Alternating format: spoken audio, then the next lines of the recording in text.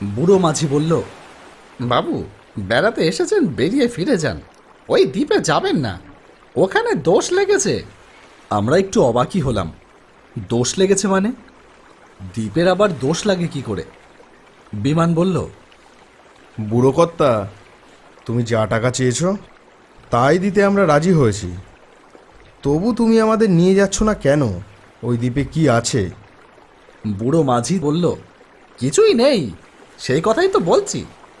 শুধু শুধু ওখানে গিয়ে কি করবেন?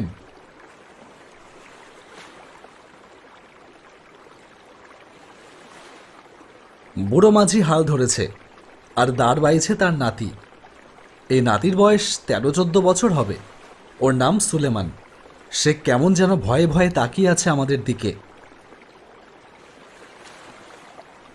বুড়ো মাঝি যতই না বলছে ততই আমাদের জেদ চেপে যাচ্ছে।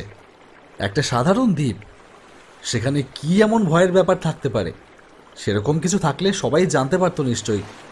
হলদিয়াতে বিমানের দাদা চাকরি করে। আমি আর বিমান কয়েকদিনের জন্য এসেছি এখানে বেড়াতে। হলদিয়ার জায়গাটা বেশ সুন্দর। নতুন বন্দর, নতুন শহর গড়ে উঠেছে।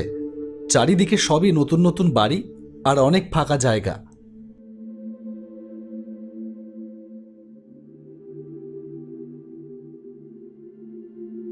শহরটার একদিকে গঙ্গা আর একদিকে হলদি নদী। সকালবেলা নদীর ধারে জেলেরা মাছ বিক্রি করতে আসে। আমরা সেই মাছ কিনতে গিয়েছিলাম। ঘাটে অনেকগুলো নৌকো বাঁধা। নৌকো দেখেই আমাদের মনে হলো একটা নৌকো ভাড়া করে নদীতে বেরিয়ে এলে কেমন হয়। একজন মাঝিকে জিজ্ঞেস করতেই সে রাজি হয়ে গেল। 200 টাকা দিলে সে যতক্ষণ ইচ্ছে আমাদের ঘুরিয়ে দেখাবে। আমি আর বিমান দুজনেই সাঁতার জানি, সুতরাং আমাদের জলের ভয় নেই। বিমান তো সুইমিং কম্পিটিশনে অনেকবার প্রাইজ জিতেছে। আমি আগেই শুনেছিলাম যে হলদিয়ার কাছে একটা দ্বীপ আছে, তার নাম আগুনমারির চর। আগে সেই চরটা মাঝে মাঝে জেগে উঠত, এখন আর ডোবে না। এখন সেখানে গাছপালা জন্মে গেছে। কোনো মানুষজন অবশ্য এখনও সেখানে থাকে না। নৌকো দেখেই আমার ওই দ্বীপটার কথা মনে এসেছিল। নতুন দ্বীপ মানেই তো নতুন দেশ। ওখান থেকে ঘুরে এলেই নতুন একটা দেশ দেখা হয়ে যাবে। অনেক দিন বাদে যখন ওই দ্বীপে অনেক ঘরবাড়ি হয়ে যাবে, কলকারখানা বসবে, তখন আমরা বলবো, জানো, যখন আমরা আগুনমারিতে গিয়েছিলাম তখন এসব কিছুই ছিল না, শুধু গাছপালা, আর গাছপালা ছাড়া আর কি আছে সেই দ্বীপে? বুড়ো মাঝি ভয় পাচ্ছে কেন? নৌকায় চড়বার সময় মাঝিদের কখনো চটাতে নেই। সেজন্য আমি অনুনয় করে বললাম, ও বুড়ো কর্তা, বলো না সেখানে কি আছে, কেন আমাদের যেতে বারণ করছো? বুড়ো মাঝি বলল, কিছু নেই বলেই তো বলছি বাবু, শুধু কয়েকটা গাছ আর বালি, ওই শামুক ঝিনুক ভাঙা। বিমান বলল, তাহলে আমাদের সেখানে নিয়ে যেতে চাইছো না কেন? সেখানে কি ভয়ের কিছু আছে? আকাশে মেঘ দেখছো না বাবু? এখন আর অত দূরে যাওয়া ঠিক নয়। এই কিনারায় কিনারায় থাকাই ভালো। তুমি কি আমাদের ছেলে মানুষ পেয়েছো? সামান্য মেঘ, এতে কখনো ঝড় ওঠে? তুমি আমাদের নিয়ে যেতে চাইছো না তাই বলো। আমি বুড়ো মাঝির নাতিকে জিজ্ঞেস করলাম, সুলেমান, তুমি গেছো কখনো সেই দ্বীপে? সেখানে কি ভয়ের কিছু আছে? সুলেমান দাদুর দিকে তাকালো একবার, তারপর বলল, ভয়ের কিছু নেই, তবে অন্য কিছু দেখা যায় না। সেখানে গেলে মনটা কেমন কেমন করে, মনটা খারাপ হয়ে যায়। এ তো আরো অদ্ভুত কথা, একটা দ্বীপে গেলে মন খারাপ হয়ে যাবে। আমি আর বিজন দুজনেই হেসে উঠলাম। তাহলে তো যেতেই হবে সেখানে। বুড়ো মাঝিকে বললাম, তুমি যদি না যেতে চাও তো আমাদের ফেরত নিয়ে চলো, আমরা অন্য নৌকো ভাড়া করে নেব। বুড়ো মাঝি একটা দীর্ঘশ্বাস ফেলল। আপনাদের কাছ থেকে টাকা নিয়েছি বাবু, সেই টাকা ফেরত দেওয়া পাপ। তবে চলেন নিয়ে যাই, পরে যেন আমাকে দোষ দেবেন না। ওরে সুলেমান, ভালো করে টান। আকাশে মেঘ আছে বটে, কিন্তু জমাট কালো নয়। সেই মেঘের ছাপ পড়েছে জলে। রোদ নেই, বেশ ছায়া ছিল। খানিকক্ষণ পরে বুড়ো মাঝি ডান দিকে হাত তুলে বলল, ওই যে দেখেন, আগুনমারির চর, দেখলেন তো? আমি আর বিমান দুজনেই ঘাড় ফেরালাম। মনে হলো নদীর বুকেই যেন কয়েকটা গাছ মাথা তুলে দাঁড়িয়ে আছে।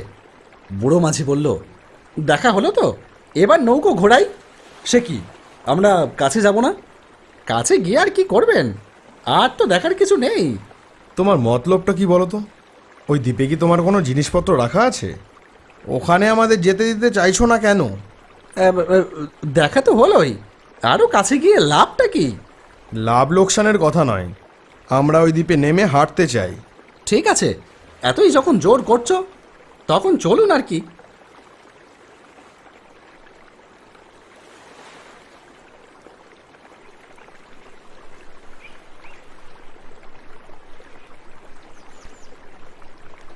নিন, এইবারে নামুন।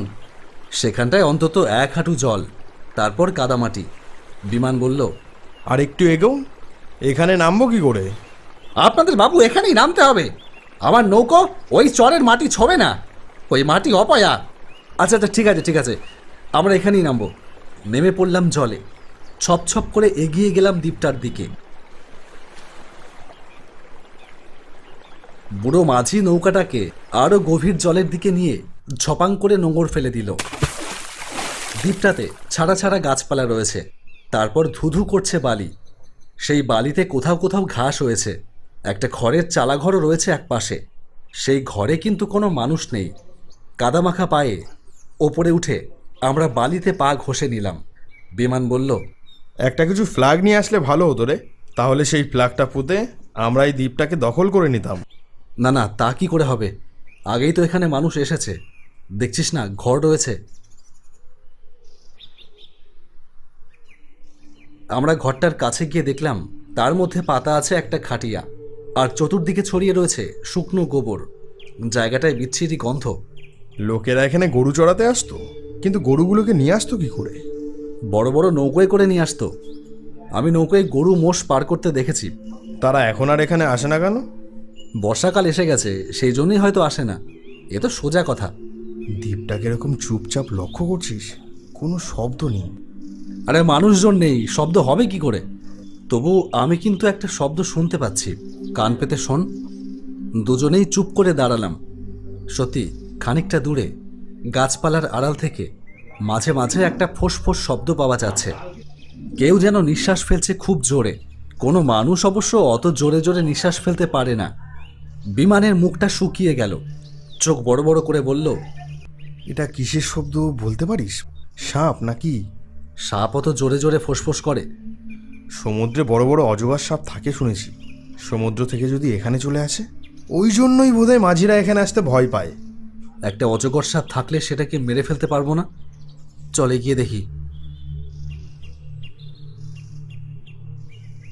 সঙ্গে লাঠি বাটি একটা কিছু আনলে ভালো হতো। আরে ভয় পাচ্ছিস কেন? বড় সাপ তো আর তাড়া করে এসে কামড়াতে পারে না। ডান দিকে খানিকটা দূরে 2-3টে বড় বড় গাছের পাশে কিছুটা ঝোপের মতন। শব্দটা আসছে সেদিক থেকেই। আমরা গুটি গুটি পায়ে এগোলাম সেই দিকে। শব্দ মাঝে মাঝে থেমে যাচ্ছে। কাছাকাছি গিয়ে আমিই ভয় পেয়ে বিমানের হাত চেপে ধরলাম। ঝোপের মধ্যে কি যেন বিশাল একটা জন্তু রয়েছে। এটা তো একটা মোষ, কাত হয়ে শুয়ে আছে। এবারে আরেকটু এগিয়ে আমরা মোষটার মাথাটা দেখতে পেলাম। দেখেই বোঝা যাচ্ছে মোষটা মরতে চলেছে। মোষটার 2 চোখ দিয়ে গড়িয়ে পড়ছে জল। ওই রকম করুণ চোখ আমি আগে কখনো দেখিনি। মোষটা মাঝে মাঝে নিঃশ্বাস ফেলছে, তখন তার পেটটা ফুলে উঠছে। এইটুকুতেই বোঝা যায় যে ও বেঁচে আছে। আমি বললাম, এত বড় একটা মোষ, কি হয়েছে ওর? সাপে কামড়েছে? অসুস্থ হতে পারে, মোষেরাও তো অসুস্থ হয়। কিন্তু কোনো লোকজন তো নেই। একলা একলা একটা মোষ এখানে পড়ে আছে। মোষের মালিক নিশ্চয়ই বুঝতে পেরেছে যে ও আর বাঁচবে না, সেই জন্যই এখানে ফেলে রেখে গেছে। আমরা আর ঝোপটার মধ্যে না ঢুকে এদিক ওদিক ঘুরতে লাগলাম। যতবার মোষটার নিঃশ্বাসের শব্দ শুনছি ততবার মন খারাপ লাগছে। একটা জিনিস লক্ষ্য করেছিস? এখানে গাছের পাতাগুলো কেমন যেন শুকনো শুকনো। এখন তো বর্ষাকাল, গাছের পাতা তো এখন শুকিয়ে যায় না। গাছগুলোর ছালও তো খসে পড়েছে অনেক জায়গায়। এখানে তো জল নোনা, তাই বোধহয় গাছের স্বাস্থ্য ভালো থাকে না। বাজে কথা বলিস না, সুন্দরবনে অত গাছ রয়েছে না, সেখানকার জল তো আরও বেশি নোনা। এখানকার গাছগুলোর বোধহয় কিছু একটা রোগ হয়েছে। ওটা কি রে? ওটা তো একটা পাথর। আশ্চর্য তো, খুবই আশ্চর্য ব্যাপার। কিসের আশ্চর্য? তুই বুঝলি না? গঙ্গা নদীর দ্বীপে পাথর আসবে কোথা থেকে? কেন? এদিকে কি কোথাও পাহাড় আছে? এখানে এত বড় একটা পাথর কে নিয়ে আসবে? পাথরটা এমনিতে খুবই সাধারণ। যে কোনো পাহাড়ি জায়গায় গেলে এরকম পাথরের চাই পড়ে থাকতে দেখা যায়, কিন্তু নদীর ওপরে একটা নতুন দ্বীপে এই রকম পাথর দেখতে পাওয়া তো স্বাভাবিক নয়। আমরা পাথরটার কাছে গেলাম। সেটার গায়ে শ্যাওলা জমে গেছে। আমি পাথরটার গায়ে হাত দিয়ে বললাম, সমুদ্রের তলায় অনেক জায়গায় ডুবো পাহাড় থাকে, হয়তো গঙ্গার এখানটাতে ডুবো পাহাড় আছে। দ্বীপটা তৈরি হবার সময় পাথরটা উঠে এসেছে। তোর কি বুদ্ধি! পাথর কি হালকা জিনিস যে জলের উপরে ভেসে উঠবে? তাছাড়া দেখ, এর তলায় কিছু ঘাস চাপা পড়ে আছে। এই দ্বীপটা হবার পরে কেউ পাথরটা এখানে এনেছে, কিন্তু শুধু শুধু কেন এত বড় পাথর এখানে বয়ে আনবে? আমি পাথরটার গায়ে হাত বুলোতে বুলোতে বললাম, উল্কা নয় তো? অনেক সময় উল্কার টুকরোও পৃথিবীতে এসে পড়ে। বলতে না বলতেই আমি মাথা ঘুরে মাটিতে পড়ে গেলাম। আহ আহ কি হলো? কি হলো রে? আমি উঠে বসলাম। আমিও অবাক হয়ে গিয়েছি খুব। কি যে হলো কিছুই বুঝতে পারলাম না। এরকম তো আমার কখনো হয় না। বিমান আমায় ঝাঁকুনি দিয়ে বলল, কি হলো রে? কি হলো? জানি না, হঠাৎ মাথাটা কেমন ঘুরে গেল। চুপ করে বসে থাক, উঠিস না। আরে আমার কিছু হয়নি। তবু বসে থাক। একটা জিনিস দেখ, এই পাথরের নিচের ঘাসগুলো দেখ, কেমন যেন খয়েরি হয়ে গেছে। ঘাস চাপা পড়লে হলদে হয়ে যায়, কিন্তু খয়েরি? তুই কখনো খয়েরি রঙের ঘাস দেখেছিস? এ বোধহয় অন্য জাতের ঘাস। পাশের ওই গাছটা দেখ, এই গাছটার গাটা লাল। আমি লাল রঙের গাছ আগে কখনো দেখিনি। বিমান, ওই যে মোষটা মরে যাচ্ছে, ওর জন্য আমার খুব কষ্ট হচ্ছে। আমারও খুব কষ্ট হচ্ছে রে। এমনি এমনি একটা মোষ মরে যাচ্ছে। ইস, মোষটাকে যে কেন ওর মালিক ফেলে রেখে গেল। বিমান, আমার ইচ্ছে করছে এখানে শুয়ে পড়তে। মন্দ বলিসনি। এখানে খানিকক্ষণ শুয়ে শুয়ে কাটিয়ে দিলে বেশ হয়। যদি নৌকোটা চলে যায়? ইস, গেলেই হলো। পুরো পয়সা দিয়েছি না। তাছাড়া যদি চলে যায় তো যাক, আমরা এখানেই থেকে যাব। হঠাৎ আমি লাফিয়ে উঠে পড়লাম। দারুণ জোরে চেঁচিয়ে বললাম, বিমান, বিমান, এই পাথরটা জ্যান্ত। কি বলছিস? তোর কি মাথা খারাপ হয়ে গেছে? না রে, না, আমি সত্যি বলছি। আমি সত্যি দেখলাম পাথরটা নড়ে উঠল। কি বলছিস জাতা? পাথর নড়বে কি করে? আরে আমি স্পষ্ট দেখলাম পাথরটার পেটের কাছে একবার যেন চুপসে গেল, আবার ফুলে উঠল, ঠিক ব্যাঙের মতন। ধুর, পাথরের আবার পেট কি? তুই ভুল দেখেছিস। না না না, মোটেই ভুল দেখিনি। বিমান গিয়ে পাথরটার গায়ে হাত দিতেই আমি বিমানের অন্য হাতটা ধরে একটা হ্যাচকা টানে সরিয়ে আনলাম তাকে। আমার বুকের মধ্যে দুমদুম আওয়াজ হচ্ছে। ওই পাথরটার গায়ে হাত দিয়েই আমি মাথা ঘুরে পড়ে গিয়েছিলাম। ওই পাথরটার মধ্যে কিছু একটা ব্যাপার আছে। দূরে শুনতে পেলাম বুড়ো মাঝি চেঁচিয়ে চেঁচিয়ে ডাকছে, বাবু, বাবু।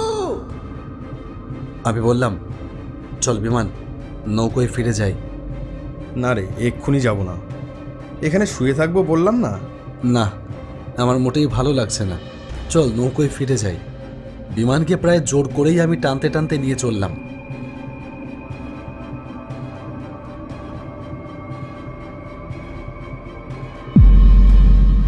তারপর নৌকায় উঠতেই বুড়ো মাঝিকে বললাম, চলো, শিগগির চলো। নৌকায় উঠে বিমান লম্বা হয়ে শুয়ে পড়ল। তার চোখ দুটো ছলছল করছে। ভাঙা গলায় বলল, আমার কিছুই ভালো লাগছে না রে। সুলেমান আমাদের দিকে বড় বড় চোখ করে তাকিয়ে আছে। আমি তাকে জিজ্ঞেস করলাম, ওই দ্বীপে গেলে তোমাদের কি হয় বলো তো? বাবু, আগে তো আমরা ওই চরে যেতাম।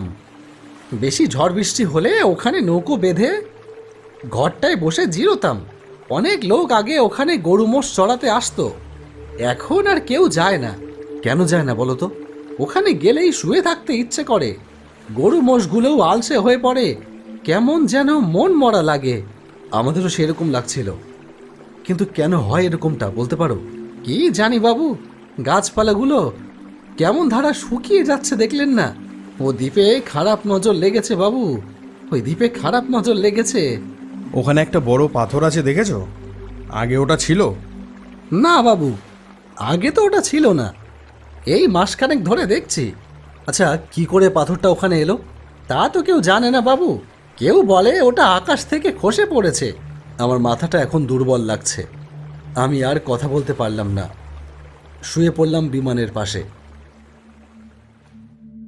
হলদিয়ায় ফিরে এসে আমরা দুজনেই সোজা চলে গেলাম বিছানায়। রাত্রিরে কিছু খেতেও ইচ্ছে করলো না। ঘুমিয়ে ঘুমিয়ে নানান রকম দুঃস্বপ্ন দেখতে লাগলাম। তার মধ্যে বারবারই দেখতে লাগলাম সেই পাথরটাকে, ঠিক একটা ব্যাঙের মতো। তার পেটটা একবার চুপসে যাচ্ছে, একবার ফুলে উঠছে। একটা জ্যান্ত পাথর। আমি শিউরে শিউরে উঠতে লাগলাম। সকালবেলা বিমানের দাদা স্বপনদা জিজ্ঞেস করলেন, তোদের কাল কি হয়েছিল? সন্ধ্যে থেকে খালি ঘুমোচ্ছিলি। স্বপনদাকে সব কথা বলতেই হলো। স্বপনদা সবটা শুনে হো হো করে হেসে উঠে বললেন, গাঁজাখুড়ি গল্প বলার আর জায়গা পাসনি? একটা জ্যান্ত পাথর, সেটার পাশে গিয়ে দাঁড়ালে মন খারাপ হয়ে যায়, শুয়ে পড়তে ইচ্ছে করে। ধুর, যত সব। দাদা, পাথরটাকে আমি নড়তে দেখিনি, ও দেখেছে। কিন্তু আমার ওখানে শুয়ে পড়তে ইচ্ছে করছিল। বেশ করছিল, শুয়ে থাকলেই পারতিস। তাহলে আমাদেরও নিশ্চয়ই ওই মোষটার মতন অবস্থা হতো। স্বপনদা, নৌকোর মাঝিরাও কেউ ওই দ্বীপটা এখন যেতে চায় না। ওরাও ভয় পায়। পুলিশে একটা খবর দেওয়া দরকার। পুলিশও তোদের কথা শুনলে আমার মতো হাসবে। দেখবি, মিস্টার দাসকে ডাকবো। হলদিয়ার এসডিপিও মিস্টার দাস স্বপনদার বন্ধু। স্বপনদা তাকে টেলিফোনে ডেকে পাঠালেন। বললেন, হ্যাঁ মিস্টার দাস, একবার আমার বাড়ি চলে আসুন, ব্রেকফাস্ট খেয়ে যাবেন, আর একটা মজার গল্প শোনাবো। 10 মিনিটের মধ্যে মিস্টার দাস এসে গেলেন। তিনি বললেন, শুধু এক কাপ চা খাবো, বড্ড কাজ পড়ে গেছে, এক্ষুনি যেতে হবে।